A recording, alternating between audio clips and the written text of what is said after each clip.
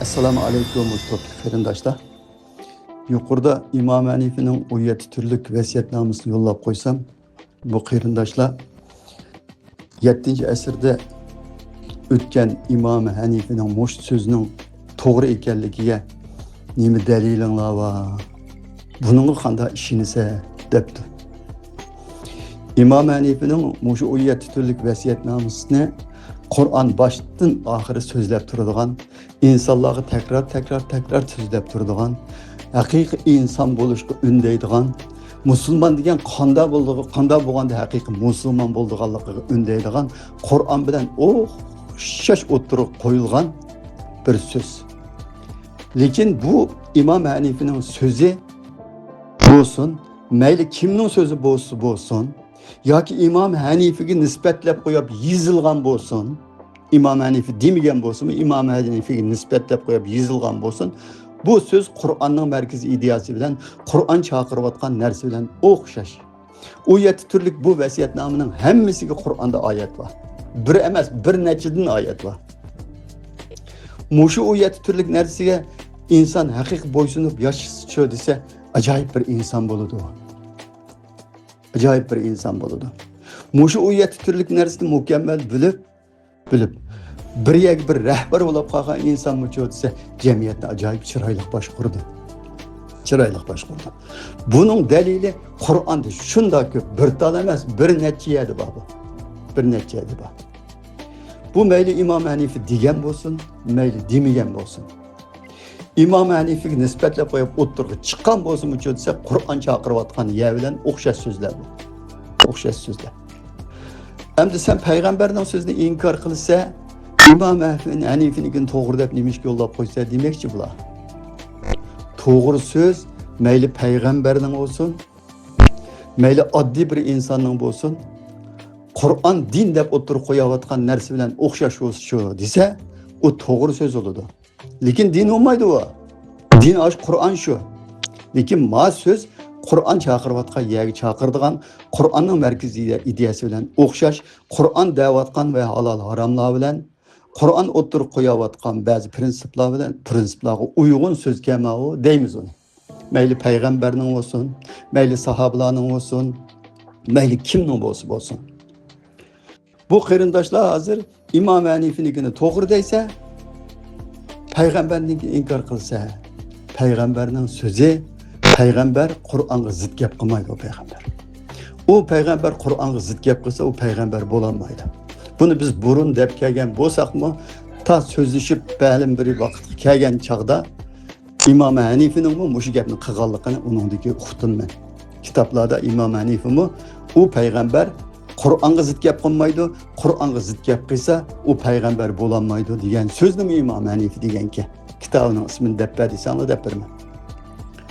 Shuning uchun bir odamning hadis inkor qilish haqqi yo'q. Lekin har qanday bir mu'minning hadis deb o'tirib qo'yilgan hamma narsani qabul qilib olishmi haqqi yo'q. U qabul qilib olsa, birlari sahih deb yozib qo'ysa, Qur'on bilan selishtirmasdan mushni payg'ambar alayhisalom debdiki desa, birisi payg'ambar alayhisalom tuhmat qilgan bo'ladi, yana birisi sherikning ichiga kirib qoladi o'zi. Sherikning, bid'atning, xurofotning ichiga kirib qoladi.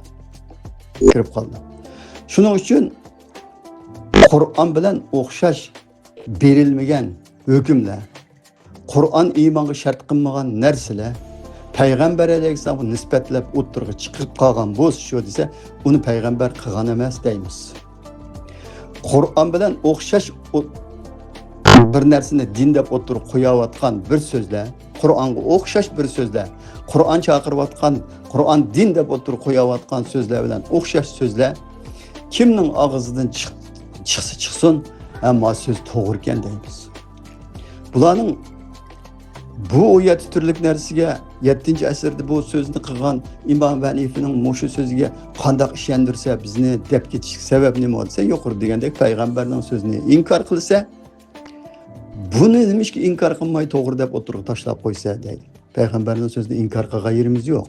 Payg'ambarga nisbatlanib o'tirg'i chiqib bo'lgan tuhmatga, ya'ni payg'ambarga qilingan tuhmatga qiyomat kuni javob berdi. Shu payg'ambarga shu tuhmatni yozgan odamlar 1000 yilningizni shu dinni bulg'ab, din deb, diniy hukm deb bir narsalarni o'tirib qo'yib, hattoki 4 mazhab peshvolariga nisbatlab qo'yib, ba'zi hukmlarni o'tirg'i chiqib qo'yganlar qiyomat kuni cho'qim javob berdi. Cho'qim javob berdi. Biz nimani inkor qildik? Murtadni o'ldirish Qur'onda yo'q. 4 mazhab birlik kelib qolgan. Namoz o'qimaganni o'ldirish Qur'onda yo'q. 4 mazhab birlik kelib qolgan. Zinoxorni o'ldirish Qur'onda yo'q. 4 mazhab birlik kelib qolgan.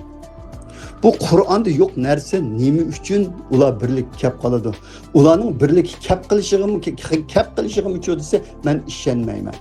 Ularga qilingan tuhmat islom diniga qilingan suiqasd bu. Suiqasd. Vaqtning o'tishi bilan bu bizga din bo'lib tengilib qoldi. Biz din deb e'tiqod qildigan bo'lib qoldik. Bir odam Aysoning tushishiga ishonmasa, iymondan chiqadigan ish yo'q. Mahdiyning chiqishiga ishonmasa, iymondan chiqadigan ish yo'q. İşenmeslik o müminning o'zining majburiyati. Nima uchun desa, Qur'onda Ayso tushidi, Mahdi chiqadi degan bir narsa yo'q. Mo'jiza deb so'zlangan shu taqtiqi nurg'un so'zlarning hech qaysiga ishonmaslik har qanday bir mu'minning iymoni burchi. Chunki Qur'on Muhammad alayhisolamga hech qanday mo'jiza bermadi. Biz mana shu Qur'onni Muhammad alayhisolamga mo'jiza qilib berdik dedi. Uningdan boshqa mo'jiza yo'q. Shafaat degan narsa Qur'onda yo'q. Onunğa işinişki bo'lmaydi. Kimki o şafaat qila oladigan degan 31 dona oyat bor Qur'onda. 31 dona oyat bor. Murtadni o'ldirish deganga 11 dona oyat bor. Üzemga qo'yib degan. Shu narsaning hammasi Qur'onda yo'q. Qur'onda yo'q. Shu Qur'onda yo'q narsalarni buning Qur'on bilan hech qanday aloqasi yo'q. Buni Muhammad alayhisalom demagan, ham demaydi. Sura Haqqoning 46-oyatida biz demagan u Muhammad alayhisalom bizning nomimizni deb qoladigan bo'lsa, uning qizil tomirini kesib o'tamiz. Aranglardan hech kim uni bizning qo'limizdan qutuldirib qololmaydi. Davasa Allah haram degan narsadan ko'p Muhammad alayhisalom haram qilgan narsalar bor. Nurg'un halol haromlar Peygamberden ağzını nisbatlab o'tirg'i chiqirliq, nurg'un o'ltirishlar, nurg'un iymonga shart qilg'iliq narsalar, nurg'un halol haromlar bo'ladi bo'lmaydilar. Qur'on bilan hech qanday aloqasi yo'q. Olimlar birlikka kelgan deb o'tirg'i chiqirliq. Demak, bu yerda da'vat qilamiz. Bizning payg'ambarning so'zini inkor qilish vazifamiz yo'q bizning. Agar bir odam Qur'on bilan aloqasi yo'q bir narsani payg'ambar dedi deb uningda Qur'onda hech qanday o'rni bo'lmasa, Qur'on bilan bog'lashmasa, payg'ambarga tuhmat qilgan bo'ladi. Eng oxirida mushunda ketaversa, mushriklik oldida dunyodan ketadi.